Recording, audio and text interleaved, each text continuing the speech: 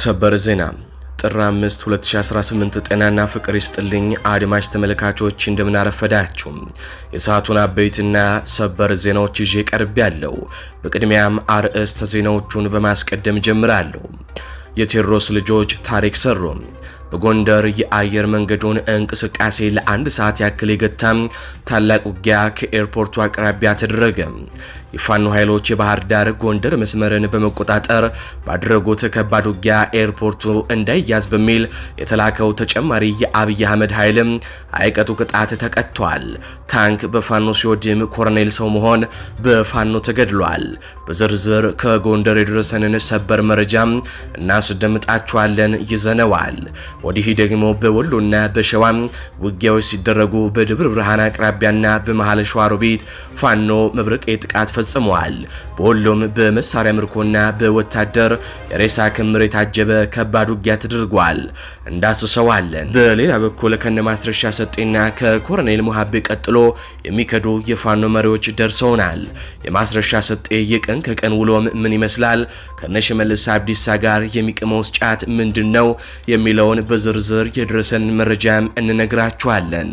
በሌላ በኩል ኢሳያስ አፈወርቄም የአብይ አህመድ መንግስትን የስድብ ናዳ አውርዶበታል። አቅሙ ካለ ናና ግጠመን የሚል መልእክትም ኢሳያስ አፈወርቄም አስተላልፈዋል። ኢሳያስ የአብይ አህመድ መንግስት አማራን እየጨፈጨፈ ነው ብለዋል። እንዳሰሰዋለን። ሰላም ጤና ይስጥልኝ አድማጭ ተመልካቾች እንደምን ቆያችሁ? ከላይ በአርዕስተ ዜና ያደመጣችሁትን መረጃዎች ወደ እናንተ ላደርስ እዚህ ተገኝቻለሁ። የህዝባዊ ትግሉን የምትደግፉ እንዲሁም ሀገር ወዳድ ሆናችሁ አድማጭ ተመልካቾች ቪዲዮን ላይክ፣ ቻናሉን ሰብስክራይብ አድርጋችሁ የዶል ምልክቱን ታበሩ ዘንድ እንጠይቃለን። እንዲሁም በኮሜንት ድል ለህዝብ ልጆች ድል ለጀግኖቹም እያላችሁ ለህዝቡ ሲሉ ጫካ የገቡትን ታጋዮች ታበረታቱ ዘንድ እየጠየቅናችሁ በቀጥታ ወደ መረጃዎች ያለፍኩኝ። እስከ ፍጻሜው ድረስ አብራችሁን ቆዩ። ቀዳሚ ወዳደረኩት ዘገባ አልፋለሁ። ኢሳያስ አፈወርቂ አብይ አህመድና የብልጽግናን መንግስት በስድብ አጠቡት። የኤርትራው ቴሌቪዥን ጋዜጠኛ ለፕሬዝዳንት ኢሳያስ አፈወርቂ በብልጽግና ፓርቲ የጦርነት አዋጅና የሁለት ውሃዎች አጀንዳ ላይ በሚል ጥያቄም አቅርቦላቸው ነበር። ኢሳያስ ከሰጡት ምላሾች መካከልም በዚህ ጉዳይ ላይ ጊዜ ማባከን የለብንም፣ ይህ ጥያቄ ምላሽ አይገባውም፣ የብልጽግና ፓርቲ በገዛ ህዝቡ ላይ የጦርነት አጀንዳ እያራመደ ነው፣ የፕሪቶሪያው ስምምነት ቢኖርም በአማራ በትግራይና በኦሮሞ ህዝቦች ላይ ጦርነት እያካሄደ ነው፣ በእኛ ላይ ጦርነትም አውጇል፣ ስለሰበሰባቸው ድሮኖችና መሳሪያዎች እየፎከረ ነው፣ እኛ ለጦርነት ፍላጎት የለንም፣ ነገር ግን ሀገራችን እንዴት መከላከል እንዳለብን ጠንቅቀን እናውቃለን። ራያችን መልካም ግንኙነት ማጠናከር ነበር። ነገር ግን በቀጠናው ግጭት ለመፍጠር በቆረጠና ከሱዳን ቀውስ በስተጀርባ ባለው የውጭ ኃይል በሚመራው የብልጽግና ፓርቲ አጀንዳ ልንረበሽ አይገባም። የብልጽግና ፓርቲ አስተሳሰብ በአራት መገለጫዎች ሊገለጹ ይችላሉ። እነሱም ብቃት ማነስ፣ ኪሳራ፣ ፈሪነትና ስግብግብነት በመሆኑም ትኩረታችንን ሰጥተን ለዚህ ቅዠታዊ አቋም ቦታ ልንሰጠው አይገባም ሲሉም ኢሳያስ አፈወርቂም ለጋዜጠኛው መልስ ሰጥተዋል። የብልጽግና አራት መገለጫዎች ብቃት ማነስ፣ ኪሳራ፣ ፈሪነትና ስግብግብነት ሲሉም ፕሬዝዳንት ኢሳያስ አፈወርቂ የአብይ አህመድን ጭንብል ገፈውታል። ዛሬ በአፍሪካ ቀንድ ፖለቲካ ላይ አዲስ የመርዶ ደውል ተደውሏል። ለዓመታት ከአብይ አህመድ ጋር ተደምረናል ሲሉ የነበሩት የኤርትራው ፕሬዝዳንት ኢሳያስ አፈወርቂ ትላንት በሰጡት ቃለ መጠይቅ የአብይ አህመድን አስተዳደር ከሰላም አጋርነት ወደ ቀጠናዊ ስጋትነት ዝቅ አድርገውታል። ፕሬዝዳንቱ የሰጡት ምላሽ ለብልጽግና ፓርቲም ዲፕሎማሲያዊ ሞት ሲሆን ለኢትዮጵያ ህዝብ ደግሞ የአገዛዙን እውነተኛ ማንነት ከጎረቤት ሀገራት አንደበት ያረጋገጠም ሆኖለታል ነው የተባለው። አራቱ የብልጽግና መቅሰፍቶች የኢሳያስ ትንታኔ። ፕሬዝዳንት ኢሳያስ የብልጽግናን ማንነት በአራት ቃላት አጠቃለውታል። እነዚህ ቃላት እንዲሁ የተሰነዘሩ ሳይሆኑ አገዛዙ ያለበትን ተጨባጭ ሁኔታ የሚገልጹ ናቸው። አንደኛው ብቃት ማነስ ነው። ሀገርን መምራት ተስኖት ኢኮኖሚውን፣ ሰላሙን ያደቀቀ የኢትዮጵያ መሪ ብልጽግና። ሁለተኛ ኪሳራ፣ በፖለቲካም ሆነ በሞራል የከሰርና የሚመራው ህዝብ እምነት ያጣበት የብልጽግና አገዛዝ። ሶስተኛው ፈሪነት፣ ፊት ለፊት መጋፈጥ ሲያቅተው በንጹሃን ላይ ድሮን የሚያዘንብ፣ በአማራ ክልል ጦርነት ሲሸነፍ ከፋኖ ይልቅ ህዝቡን የሚጨፈጭፍ መሪ። ስግብግብነት አራተኛው ነው በኢሳያስ የተገለጸው። የህዝቡን ሀብትና መሬት ለግል ዝናና ለቤተ መንግስት ግንባታ የሚመዘበር የባለጊዜዎች አመራር። እነዚህ ሁሉ የብልጽግና መገለጫዎች ናቸው። ፕሬዝዳንቱ በንግግራቸው ውስጥ ትልቅ ትኩረት የሰጡት አብይ አህመድ በሀገር ውስጥ እየከፈቱት ስላለው ጦርነትም ነው። የአማራ የትግራይና የኦሮሞ ህዝብ በኢሳያስ አገላለጽ በብልጽግና የተከዱ ህዝቦች ናቸው። ፕሬዝዳንቱ ብልጽግና በፕሪቶሪያው ስምምነት ስም ትግራይን እያታለለ በአማራ ክልል ደግሞ ዳግመኛ የጨካኝ ጦርነት አውጆም ህዝቡን እያደቀቀ መሆኑን ፕሬዝዳንት ኢሳያስ አፈወርቂም ገልጸዋል። የድሮን ፉከራውንም የአብይ አህመድን ገልጠውታል። ስለሰበሰባቸው ድሮኖችና መሳሪያዎች ይፎክራል ያሉት ፕሬዝዳንቱ ይህ ፉከራ የጥንካሬ ሳይሆን በገዛ ህዝብ ላይ የሚደረግ የፈሪነት እርምጃ መሆኑንም አጋልጠዋል።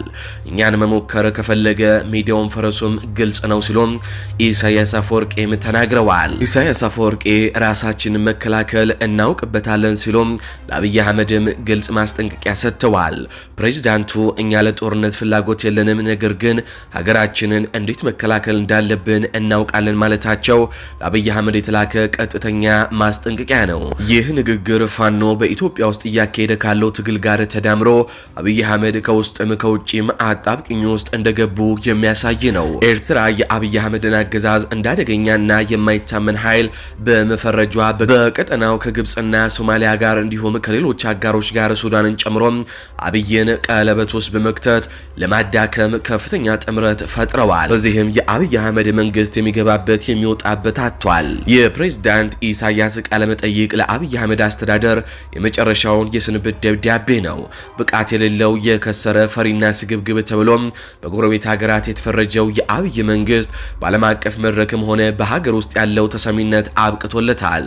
አገዛዙ ጦርነቱን በቤት ውስጥ በፋኖ ላይ ብቻ ሳይሆን ከጎረቤቶችም ጋር በከፈተው የቅዠት አጀንዳ ምክንያት ወደማይቀረው ውድቀት እየተጓዘ መሆኑን ይህ ቃለ መጠይቅ ትልቅ ማረጋገጫ ነው ሲሉም በርካቶች ተናግረዋል። ወደ ሌላኛው ዘገባችን እናልፋለን። እንደሚታወቀው በትላንትናው ዕለት የትኛው ሚዲያ ሳይዘግበው በፊት ኮሎኔል ፈንታው ሙሃቤ ለመንግስት እጅ መስጠቱን ከሌሊቱ 9 ሰዓት ለመንግስት እጅ መስጠቱን መዘገባችን ይታወሳል። ከሁሉም ሚዲያዎች በመቅደም እንዲሁ የማስረሻ ሰጤንም እጅ መስጠት ማስረሻ ሰጤ እጁን ከመስጠቱ ከ2 ወር በፊት በሚዲያችን ማስረሻ ሰጤ እጁን ሊሰጥ ነው በሚል መዘገባችንም አይዘነጋም። ሚዲያችን ቀደም ብላ እጅ ሊሰጡ ያሰቡ የፋኖ አመራሮችን ስታጋልጥ ቆይታለች። ከዚህ ጋር በተያያዘ የማስረሻ የሰሞኑን ውሎና የኦህዴድን ሁኔታ እንመልከት። ማስረሻ ሰጤ የአማራ ህዝብን እንደ ካዴ ገባን ከ3 ዓመት በፊት በደብረ ማርቆስ ከተማ ውሎ አዳሩን ከብአዴን ካድሬዎች ጋር ጫት ሲቅምና እየተዳራ ማሳለፍ መጀመሩን በሰማን ጊዜ ነበር። ዛሬ ደግሞ ብአዴናውያንን በግላጭ ክዷል። ማስረሻ ሰጤ ከነሽመልስ አብዲሳ ጋር የገለምሶ ጫት ሲያዳፍቅ ይውላል። ይህንን የምንለው በአዲስ አበባ አንድ ሆቴል ውስጥ ጫት አብረው ሲቅሙና ሲዝናኑ እንደነበረም ተጨባጭ መረጃ ስላለን ነው። ሆቴሉም ኢሊሊ ሆቴል ይባላል። ባጭሩ ይህ በአንድ ጊዜ ሲስተም አያሰማም መሆን የቻለም እኩይ ፍጥረት ትላንት የአማራ ህዝብን ዛሬ ደግሞ ብአዴናውያንን ክዷቸዋል። ብአዴናውያን የካደበት ዋነኛ ምክንያት ዘሎ ራሱን ከኦህዴድ በማስጠጋት ሊበሉት ከሚችሉ ብአዴናውያን ራሱን ለማዳንና ለኦህዴድ ሁነኛ ታዛዥ ፈረስ በመሆን በብአዴናውያን ላይ ፍርሃት ለመፍጠር ወይንም አለፍ ሲልም በኦህዴድ የሚሰጠውን ስልጣን ካለ እሷን ለመያዝ ነው። ለዚህም ነው ገና ለአገዛዙ እጁን ሰጠ እንደተባለ ከክልሉ ከፍተኛ ባለስልጣናት ውስጥ ለፋኖ መረጃ የሚሰጥ ከሻቢያ ደሞዝ የሚከፈለው አለ ሲል በሚዲያ በኦህዴድ ሚዲያ ማለት ነው ሲያላዘን የሰነበተው። የሆነው ሆነ ማስረሻ ሰጤ በብአዴናውያን ላይ የሚፈጥረውን ፍርሃት ኦህዴዶችም እነ ሽመልስ አብዲሳ ስለሚፈልጉት ለጊዜው አቅርቦታል። ማስረሻም ለኮሎኔል ፈንታውን ሙሃቤም በፎቶ እንደሚታየው የአማራን በር ዘግቶ የኦሮሞማውን በር ከፍቶለታል። ውሎ አድሮ ግን የሁለቱም መጨረሻ እንደ ኮሎኔል አሰግድ ደብዛው ማጥፋት እንደሚሆን ለመናገር ነብይ መሆንም አይጠበቅብንም። እንደሚታወቀው ጀነራል ተፈራ ማሞ በትግራዩ ጦርነት ጊዜ የአገዛዙን ጦር ሲመራ ቆይቷል። ከዛም ድምጹን አጥፍቶ ለተቀመጠው ጀነራል ተፈራ ሕክምና የከለከለው የኦህዴዳውያን አገዛዝ ለነዚህ አሳሞች የሚመለስ ይመስላችኋል? በጭራሽ አይመለስም። ጊዜው ሲደርስ እናየዋለን። የሆነው ሆኖ ማስረሻ ሁለት እግሩን ቢሰጥ ወይንም ኮሎኔል ፈንታውን አራት አጃቢ ይዞ ቢገባ ምንም አይፈጥሩም። የፋኖ ያልነበሩ ነገር ግን በፋኖ ስም ሲነግዱ የነበሩ አሳሞች ከፋኖ ቅፍ ሲወጡ ለፋኖ ድል ነው እንጂ ሀዘንም አይደለም። ለማንኛውም ጀነራል ተፈራ ማሞ እንዳለው ሱሉልታ ስንደርስ ሁሉ የሚከዳን አለ። እንዲሁም አርበኛ ዘመነ ካሴ እንዳለው 4 ኪሎ እንጦጦ ከመድረሳችን በፊት የሚከዳን አለ እንዳለው ከዚህ በኋላም በርካታ የፋኖ አመራሮች እንደሚከዱ ይጠበቃል። በተለይ አሁንም እጃችን ላይ ስማቸው ያሉ በርካታ የፋኖ አመራሮች አሉ። እንደ አስፈላጊነቱ ነገሮችን በማስረጃና በተጨባጭ ነገሮች ወደ እናንተ ይዘን የምንቀርብ ይሆናል። ነገር ግን የአማራው ሕዝብ ይህ ትግል እየጠራ በመምጣቱ ሊደሰት እንጂ አንዳችም ሊከፋውም ሆነ ሊያዝን አይገባውም። አሁን በቀጥታ ከአማራ ክልል ወደ ተገኙ አበይትና ሰበር የጦር ግንባር መረጃዎች አልፋለሁ። ተጠናክሮ በቀጠለው ተጋድሎ ዋክሹም ብርጌድ 46 ያገዛዙን ፖሊስና ሚሊሻ በመደምሰስ 58 የነፍስ ወከፍ መሳሪያ በመማረክ ታላቅ ድል ተጎናጸፈ። የአማራ ፋኖ ብሔራዊ ኃይል አፋብኃ ምስራቅ አማራ ቀጠና ሚኒልክ እዝ የላስታ ጀነራል አሳምነው ጽጌ ኮር አካል የሆነው ዋክሹም ብርጌድ በዋግምራ ብሔረሰብ አስተዳደር ዞን ደህና ወረዳ 010 ቀበሌ አባማቦ ቀጠና በትላንትናው ዕለት ከጠዋቱ 12 ሰዓት እስከ ምሽቱ 1 ሰዓት ባደረጉት ከባድ ትንቅንቅ የብልጽግናን ዙፋን አስጠባቂ የሆኑትን የደህና ወረዳ ፖሊስና ሚሊሻ አይቀጡ ቅጣት በመቅጣት ታላቅ ጀብዱ ፈጽመዋል። መነሻውን ከደህና ወረዳ አምድ ወርቅ ከተማ ወደ 010 ቀበሌ አባማቦ ቀጠና በመንቀሳቀስ ዋክሹም ብርጌድ ፋኖችን አፍናለሁ በሚል የተንቀሳቀሰው የወረዳው ፖሊስና ሚሊሻ አባላት መረጃው ቀድሜ የደረሰው የብርጌድ ወታደራዊ መረጃ ክፍል ቅድመ ዝግጅት በማድረግ ሊያፍን የመጣውን የብልጽግናን ኃይል በተቃራኒው ከበባ ውስጥ በማስገባት አንድም ኃይል ሳይቀር እንዲመለስ እንዲቆስልና እንዲማረክም ተደርጓል። በዚህ ውጊያ 46ቱ ሲደመሰሱ 29ን በማክሰል ሁለት አመራሮችን ጨምሮ 24ቱ በፋኖ ሊማረኩ ችለዋል። በተያዘም 32 ክላሽንኮቭና 16 የቃታ መሳሪያ በድምሩ 48 የነፍስ ወከፍ መሳሪያ 2860 ተተኳሽ 56 የወገብ ትጥቅ ተማርኳል።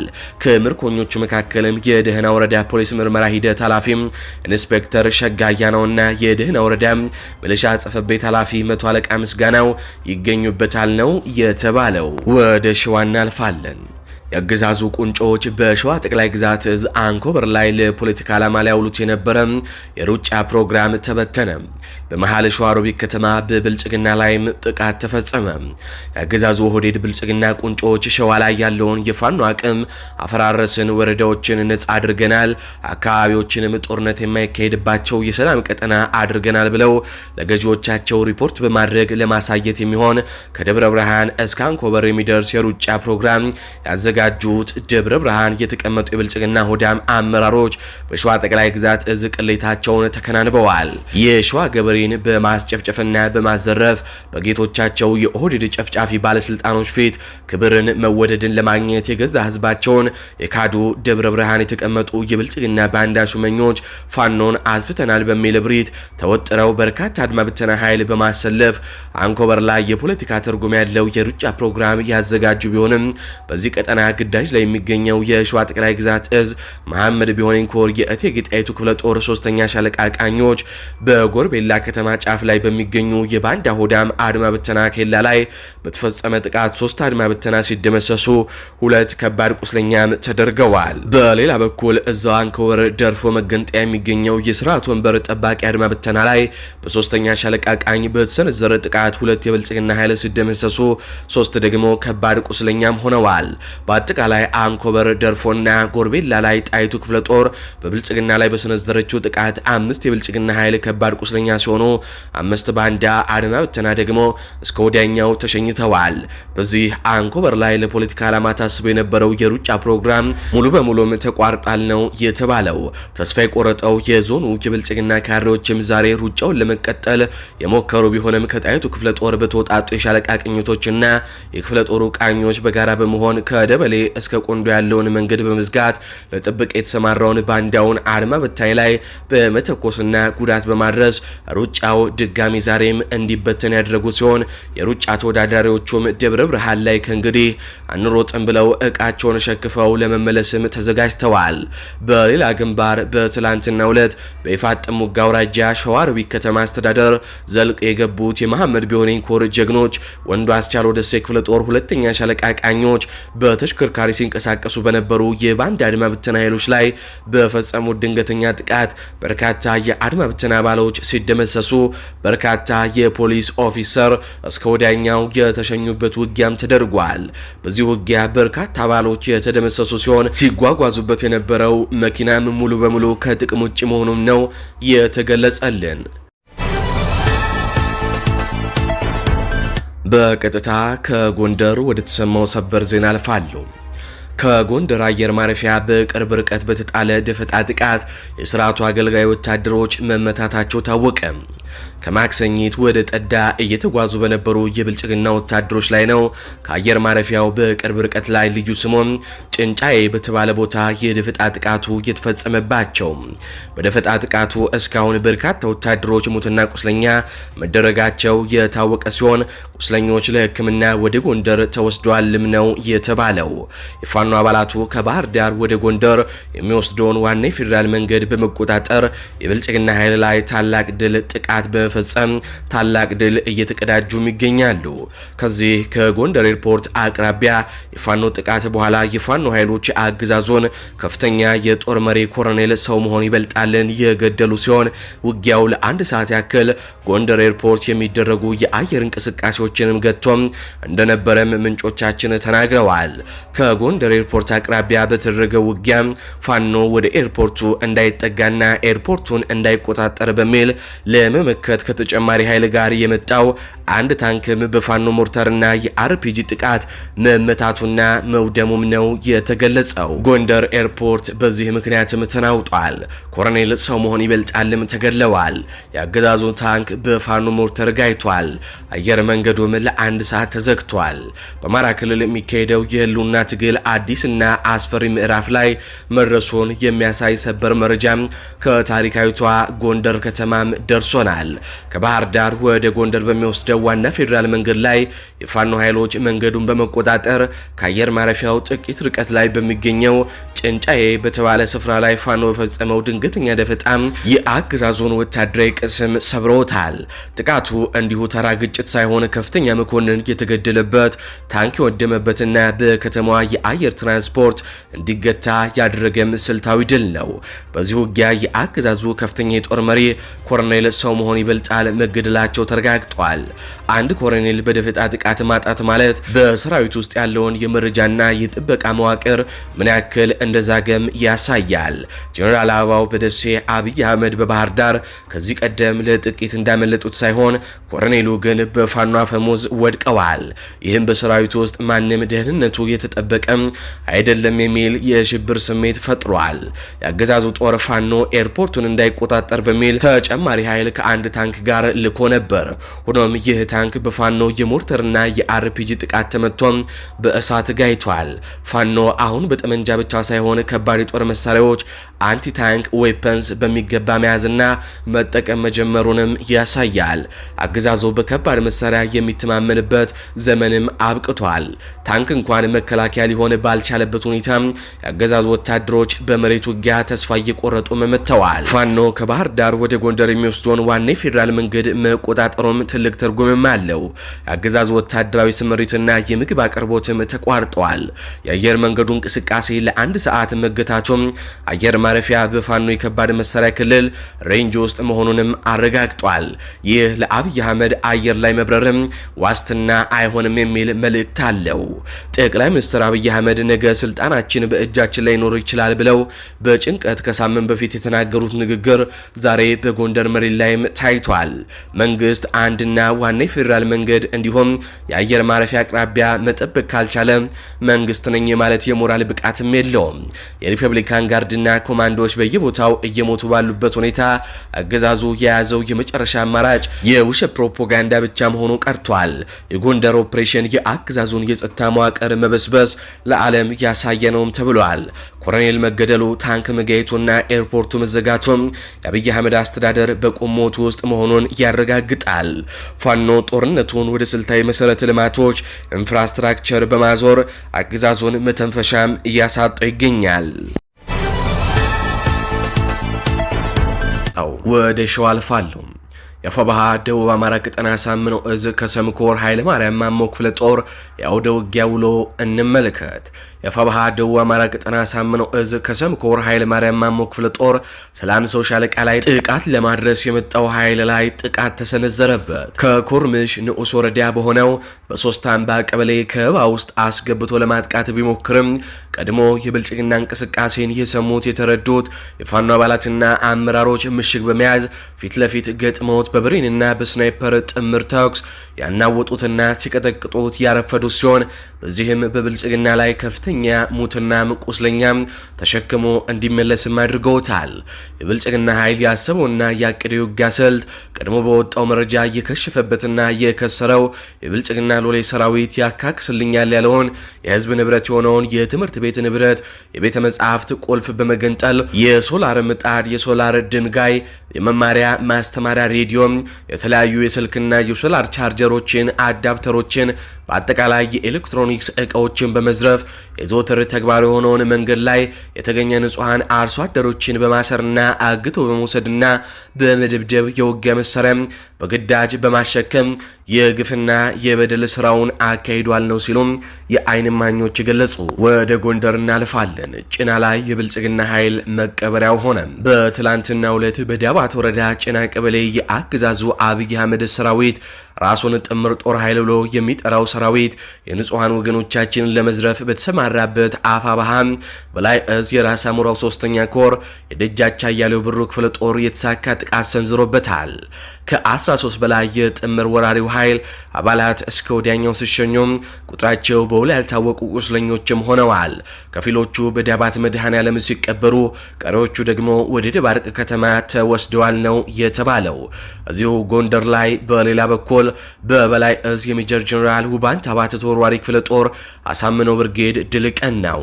የአገዛዙ ሰራዊት ሰራሁ ባለው መረጃ መሰረት ለተልእኮ ወደ እብናት በለሳና ሊቦ ከመከም የተላኩም የሜጀር ጀነራል ውባንት አባተ ተወርዋሪ ክፍለ ጦር ህዋሶች አሳምነው ብርጌድን ለማጥመድ አስቦ ከደብረ ታቦር ከተማ ተነስቶ መቁረጫ ቦታዎች ላይ ደፈጣ ለማድረግ ቅዠት የሆነ ከባድ ሂሳብ ሰርቶም ነበር። ነገር ግን ፈጣኖቹ የውባንት አባተ የግብር ልጆች መረጃዎቹን በሁሉም አቅጣጫ አስፍተው መረጃን በመረጃ አጥፍተው የብልጽግና ኃይልን ሊይዘው የነበረውን የደፈጣ ቦታ ቀድመው እነሱ 10 ሰዓት ያዙት። ጨካኙና አረመኔው የአገዛዙ ሰራዊት አገር አማን ብሎ ነፍጠኞቹን በደፈጣ ሊበላም ቋምጦ ደፈጣ ይዝበታል ያለበትን ወሳኝ ቦታ የሜጀር ጀነራል ውባንት አባተ ልጆች በመያዝ የብልጽግናን ኃይል በተጠና መልኩ የሚፈልግበት ቦታም አስገቡት። የብልጽግና ኃይል ደፈጣ የተጣለበት ቦታ ሰተት ብሎ ገብቷል። በዚህን ጊዜ ትንታጎቹ ነፍጠኞቹ አማራዎች ከጠዋቱ 12 ሰዓት ጀምረው የብልጽግናን ኃይል በቦምብና በክላሽ በጨበጣም ያደባዩት ጀመር። መብረቅ የወረደባቸው የአብይ ዙፋን ጠባቂዎችም በጭንቀት የሚይዙት የሚጨብጡትን አጥተው እግራቸው ወደ መራቸው እግሬ አውጪኝ ሲሉም፣ ሌሎች ደግሞ የነፍጠኞቹ የእሳት ራት ሆነዋል። ከደብረ ታቦር ከተማ በ6 ኪሎ ሜትር ርቀት ባለችው ሎላ አፋፍ ላይ በተደረገ የደፈጣ ምት የአገዛዙ ሰራዊት በቁጥር ከ16 በላይ ሲደመሰስ ከ10 በላይም ከባድ ቁስለኛ የሆነበት ውጊያ ነው። ቁሳዊና አካላዊ ኪሳራ ሲደርስበት የተደምሳሾቹ ቁጥርም ሊያሻቅብ እንደሚችልም ነው የተገለጠው። ደብረ ታቦር ሆስፒታል ጤና ጣቢያዎችም በአብይ አህመድ ጠባቂ ቁስለኞች ተጨናንቀዋል ነው የተባለው። አድማጭ ተመልካቾች ለሰዓቱ ያስኩላችሁ ዘገባዎች እነዚህን ይመስላሉ። በዜናዎቻችን ላይ ያላችሁን ሀሳብ አስተያየት በኮሜንት መስጫ ስር አስፍሩልን። እንዲሁም በዝግጅታችን ክፍል ላይ ያላችሁን ሀሳብ አስተያየት ምን ይጨመር ምን ይቀነስ የሚሉትንም በኮሜንት መስጫ ስር አስፍሩልን። እንዲሁም ቪዲዮውን ላይክ፣ ቻናሉን ሰብስክራይብ በማድረግ አጋርነታችሁንም እንድታሳዩን እንጠይቃለን። እንዲሁም ላልሰሙ እንዲደርስ ሼር በማድረግ ለበርካቶች ተደራሽ ታደርጉን ዘንድም እንጠይቃለን። በቀጣይ በሌሎች ዘገባዎች እስካገኛችሁ ድረስ ቸር ያሰማን።